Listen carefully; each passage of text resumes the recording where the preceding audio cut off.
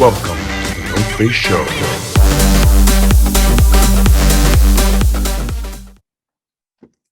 Awesome.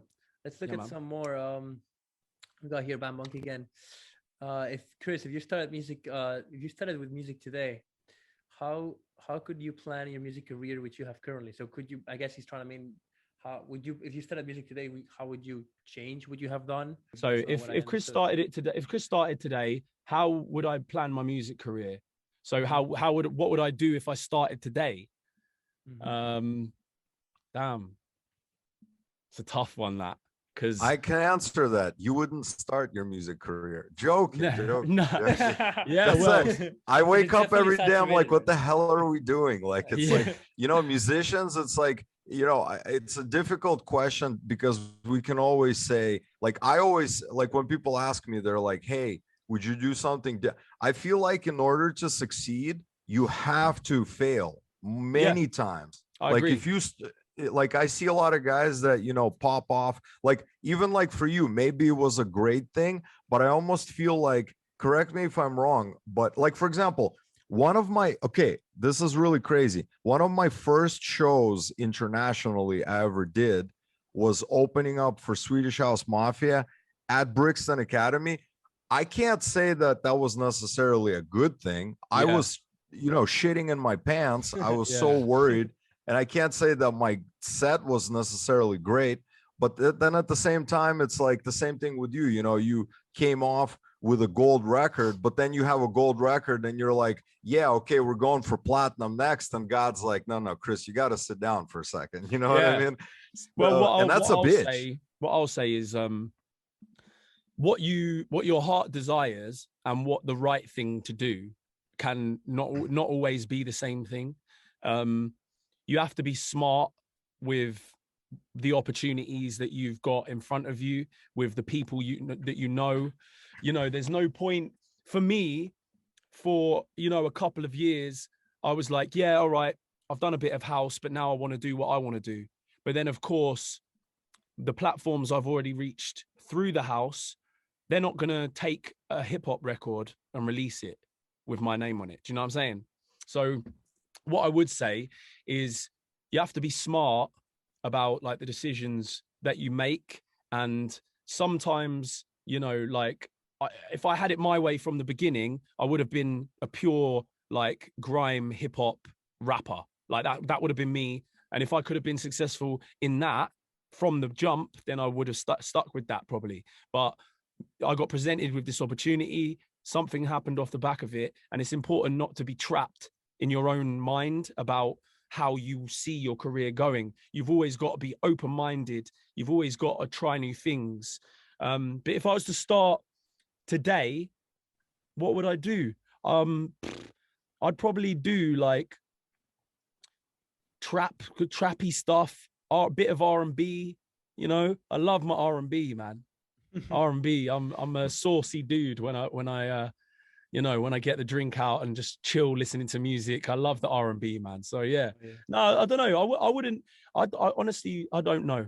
I can't answer that. How would I start now? Probably the same way I started in the beginning, man. But then who knows? You just got to be able to adapt. Mhm. I see a lot of guys jumping on like early on their careers. They're jumping on these like trend wagons and things like that. And Yeah. I personally think that and I'm talking about producers, not like singers or songwriters or whatnot, per se, but because if you're a singer songwriter, like you kind of want to be laying down your vocals on things that are relevant with the relevant producers. But what I'm Yeah. saying is, like, I see a lot of young producers who are like, oh yo, I'm gonna be like, I'm gonna make stuff like Don Diablo. And the thing is, like, if you love it, like if you love that sound, you should make that sound. But when I started out, I was like, dude, I was in love making stuff that I truly love, and I feel like that's the reason why it popped off. My sound started becoming shit when I started Trying to following all mimic. these Yeah. other kids. The other kids are like, yo, you should make something like this. I'm like, yo, fuck that guy. You know what I mean? Like, let Yeah. him do his thing. You know what I Like mean? we're all individuals, man. And Mhm. I Yeah. think the sooner you can tap into something that is true to you as a person and put that through your music, that's when you're going to stand out from the crowd. Because there's a million, big house tracks out there, but it's the ones that stick out that you're gonna remember, And big up Django SP as well. He said, "Thanks, Kris. That's a good answer, man. Appreciate it." Big up Django, yeah. Ow! Let's go into the last question before we listen to some demos and wrap this thing up. So we're talking about managers a lot today, and how that played an important part in your career. So what do you think of self-managing in the music industry? Yeah. Well, you mentioned it before, but let's get into that. Well, I've actually been managing myself for the last 2 years, I think, 2-3 years, maybe. I think it's a good idea if you know about the right things to do in regards to contracts, promotion, setting a campaign plan, organization, proactiveness, all of these things. Managing is its own art, I think. And you have to be like, I'm not the most organized person in the world. I'm a mad music man creative, so I'm not as organized as a great manager should be. But yeah, if you can keep organized, if you can set deadlines, make plans for yourself, be proactive, learn as much stuff about the business and the industry as you possibly can, then I think self-managing, especially nowadays because of social networks and how connected we all are, it's a great way to go, because you're learning more, and you'll grow as a person, definitely. But you just have to be careful not to rush into signing things without getting real professional advice.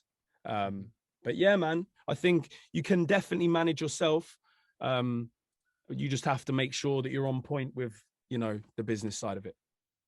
And I think a good point that you brought up is that if you learn to manage yourself first, and then when you get a manager, you're going to know what good managing is and what bad managing is, because you've done it yourself. Yeah. And managers aren't gonna, they aren't gonna like force you to do stuff. It's up to you to provide them with the tools that, to be able to get you in their meetings and get you the deals or, collaborations. That, if you learn how to manage yourself from the beginning, then you'll already provide a manager with more stuff to use to make your career more successful. Yeah, awesome. I think that honestly, like, a lot of people ask this question, and I think that management, there's two ways about it. It's like, you either have your like little team of either your best friend or whatever, but I think that the right manager, if you're looking for a really good manager, majority of the time, that manager will find you.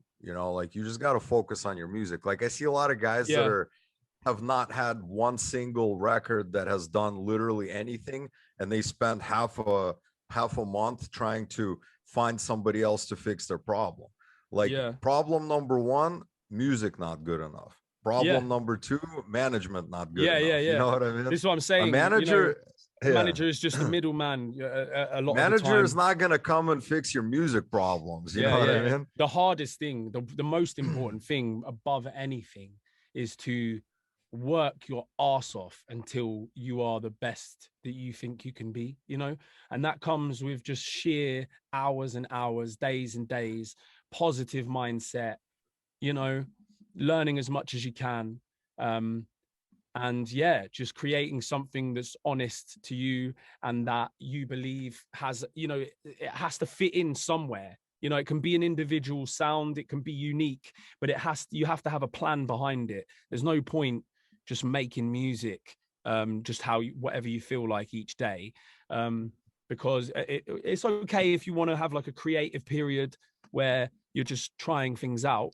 but generally speaking, you want to be very regimented in your plan. So when you're making music, you have to sort of have an idea of where it's going to fit in the current climate, because it matters. Yeah, awesome.